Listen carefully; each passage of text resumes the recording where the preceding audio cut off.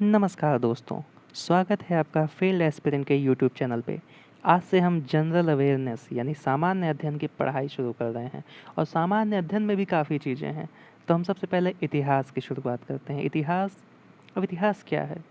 इतिहास वो चीज़ें हैं जो घट चुकी हैं, भूतकाल की घटनाएं सारी इतिहास हैं आपके लिए। अब वो चाहे 1990 में हुई हो, ईसवी सन से पहले हुई हो, 1970 में हुई हो, या फिर चाहे 2010 में हुई हो। 2016 की घटना भी आपके लिए एक इतिहास है, 2020 भी आपके लिए इतिहास ही है। तो जितनी चीज़ें पहले घट चुकी हैं वो सब आपके लिए इतिहास हैं। अब तो पहला चैप्टर शुरू करते हैं। सबसे पहले देख लेते हैं आखिर इतिहास को पढ़ना कैसे है। अब जैसे हिस्ट्री को कई भागों में बांटा गया है ताकि हमें पढ़ने में आसानी हो, हम कालखंड को बांट के पढ़ सकें। अब जैसे एक नंबर पे आ जाता है आपका एंशियंट हिस्ट्री यानी पुराना इतिहास, प्राचीन इतिहास। दूसरे पे आता है मिडिएवल हिस्ट्री यानी मध्यकालीन इतिहास। और तीसरे पे आता है मॉडर्न हिस्ट्री मतलब आधुनिक इतिहास। तो चलिए शुरू करते हैं इस पे। अब जो प्राचीन इतिहास है इसको भी तीन भागों में हम बांट लेते हैं। पहला है स्टोन एज यानी पाषाण काल, ब्रोंज एज और फिर आयरन एज मतलब पत्थर वाला ज़माना था जब पत्थर तोड़ते थे, पाषाण काल। ब्रोंज एज, अब ब्रोंज क्या होता है? ताम्र काल। आयरन एज लौह काल। यानी ये एक्चुअली क्या है कि जो प्राचीन इतिहास है किस चीज़ का उपयोग करके पुरुष मतलब सॉरी मानव अपना बचाव करता था या अपनी चीज़ें करता था, खेती वगैरह कैसे करता था, मतलब जिस चीज़ का उपकरण वो यूज करता था उसी कालखंड को हमने उसी का नाम दे दिया। पत्थर यूज करता था तो उसे पाषाण काल, तांबा यूज करने लगा तो ताम्र काल, आयरन यूज करने लगा लोहा तो उसे लौह काल बता दिया गया। तो आज हम पहले स्टोन एज की बात कर लेते हैं। स्टोन एज यानी पाषाण काल। अब इतना बड़ा इतिहास है, वैसे इतिहास मतलब ज़्यादातर इतिहास तो हमारे पास लिखित है ही नहीं, क्योंकि बहुत सी इतिहास की पांडुलिपियाँ संरक्षित नहीं है हमारे पास। और पहले के मानव तो लिखना पढ़ना भी नहीं जानते थे। तो कैसे होता है इतिहास? तो बस जो भी हमें ये पुरातत्व से मिलता है, खुदाई वुदाई के दौरान, तो हम अनुमान लगाते हैं कि ऐसा रहा होगा तब। तो हमने फिर पाषाण काल को भी कई भागों में बांटा है इसको। इस समय में मानव जो है वो पत्थर का इस्तेमाल करता था हथियार के रूप में, इसीलिए इसको पाषाण काल बोला जाता है। अब इसको अगर हम बांटें, इसका बंटवारा करें, तो इसे चार भागों में, वैसे तो तीन भागों में ही बांटा जाता है, कई जगह आप पढ़ेंगे, पर आप देखें तो इसे चार भागों में बांटा जा सकता है। पहला है पैलियोलिथिक एज। पैलियोलिथिक मतलब पूरा पाषाण काल। पैलियो मतलब पूरा, लिथिक मतलब लिथो, आप जानते हैं ना उसे क्या कहते हैं? पत्थर, रॉक, इसको लिथो कहते हैं। तो पैलियोलिथिक यानी पूरा पाषाण काल, मेसोलिथिक मध्य पाषाण काल, नियोलिथिक नवपाषाण काल और चाल्कोलिथिक यानी ताम्र ताम्र पाषाण काल।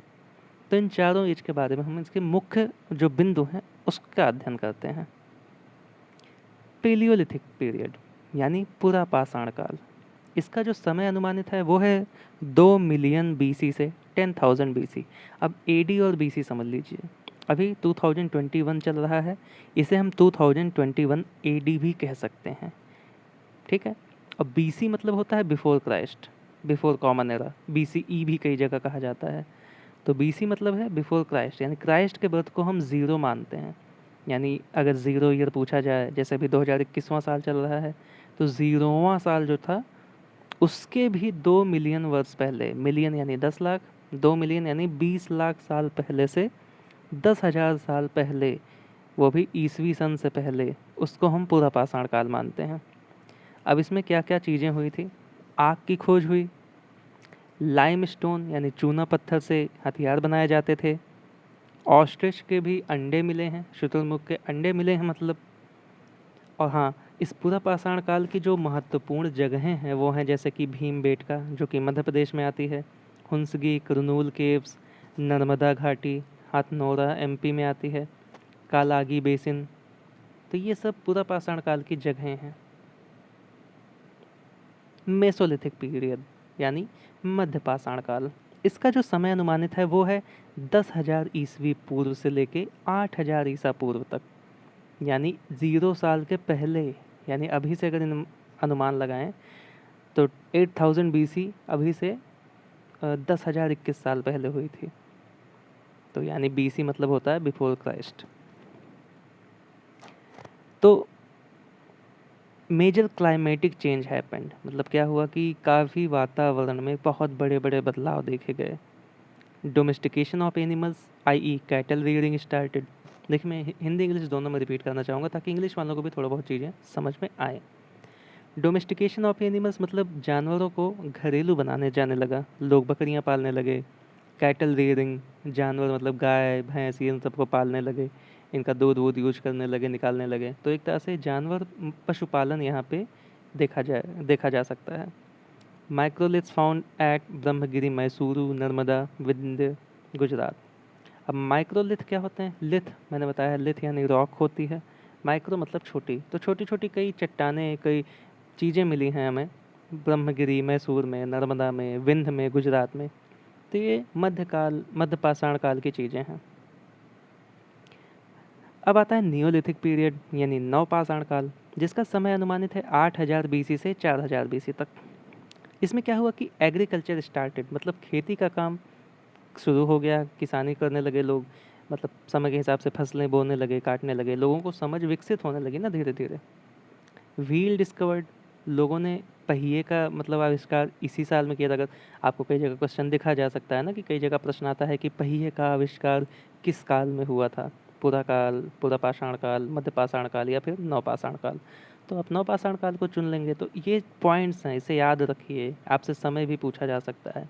आप आगे पीछे जाके स्क्रीनशॉट लेकर रख लीजिए इस चीज़ों को। बाकी PDF भी मैं शेयर कर दूंगा डिस्क्रिप्शन में। ठीक है जी दोस्तों, पहिए का आविष्कार हुआ। इनाम गांव, जैसे कि एक पुराने गांव को इनाम गांव कहा जाता है। अब इम्पॉर्टेंट नियोलिथिक साइट्स, नवपाषाण काल की महत्वपूर्ण जगहें कहाँ हैं? तो यह है बुरजा होम कश्मीर में, गुफकराल कश्मीर में, मेहरगढ़ पाकिस्तान में, चिरंड बिहार में, दाओजली हडिंगा त्रिपुरा असम में, कोल्ढीवल यूपी में, महागरा यूपी में, हल्लूर AP यानी आंध्र प्रदेश में, पय्यामपल्ली AP आंध्र प्रदेश, मस्की, कोडेकल, संगनाकल्लेर, उटनूर, तकल्ला कोटा, ये सारी जगहें नवपाषाण काल की महत्वपूर्ण जगहों में, महत्वपूर्ण स्थानों में से एक है। और हाँ, इसी में मेगालिथिक साइट, अब मैंने माइक्रोलिथ बताया था, मेगालिथिक यानी बड़े बड़े चट्टान, बड़े बड़ी चीज़ें, ये ब्रह्मगिरी और आदिचानालूर में पाई गई हैं। ये नवपाषाण काल की चीज़ें हैं। अब आते हैं चाल्कोलिथिक पीरियड यानी ताम्रपाषाण काल, जो कि ही चलता है 4000 BC से लेके 1500 BC तक। अब ये कॉपर एज थी, मतलब तांबे का इस्तेमाल होता था। इसे ब्रॉन्ज एज, कांस्य मतलब भी माना जा सकता है कि कांस्य युग से भी संबंधित है। ब्रॉन्ज क्या है, मतलब कांस्य कैसा बनता है? कॉपर और टिन को मिला लेते हैं तो ब्रॉन्ज बन जाता है। ब्रॉन्ज जिसे कांसा भी कहते हैं, आपने सुना होगा ना, gold medal, silver medal, bronze medal.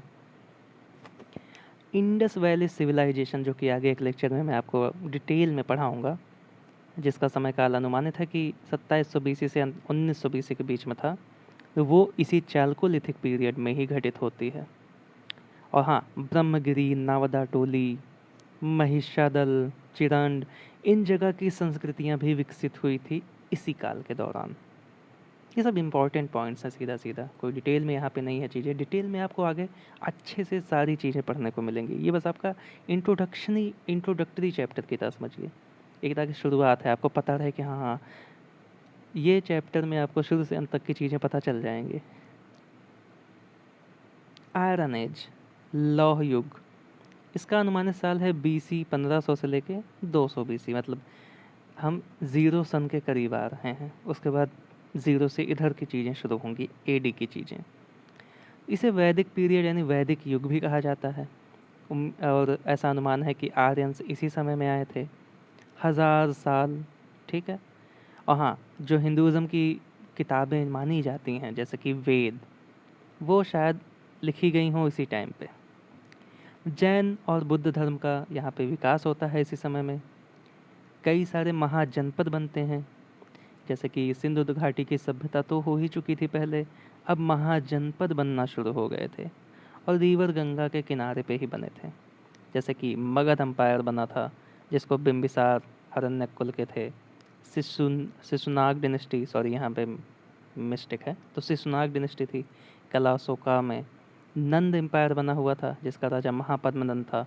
फिर धनानंद राजा है।